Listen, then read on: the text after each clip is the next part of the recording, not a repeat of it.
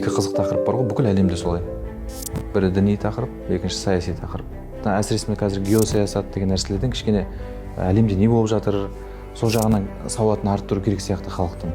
Сол жағынан көбірек ақпарат беріп, неден болып жатыр, қандай жағы әлемде ойындар болып жатыр, үлкен алпауыт мемлекеттердің арасында қандай жоспарлар бар деген сияқты сәл-пәл шет жағасын түсінсе, егер ол жатағымның бәрі проект екенін біледі, жалпы ағымдар енді діни философиялық және діни саяси болып основной екі бағытқа бөлінеді ғой.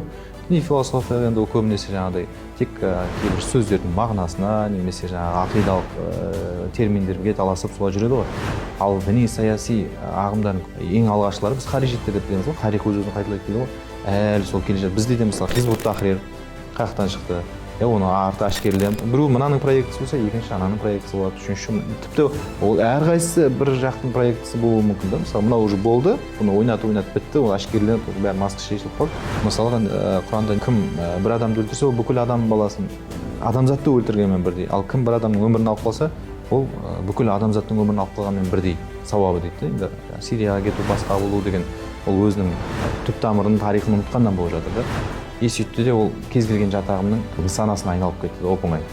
Неге? Өйткені оны ұстап тұрған еш нәрсе жоқ та. Тілді білмегеннен кейін сен жаңағы басқа қай тілде сөйлейсің, сол тілдің саған беріп жатқан трактовкасын түсінесің да. Саған қандай тарих болғанын қалайды, олар сондай тарихты береді мысалы.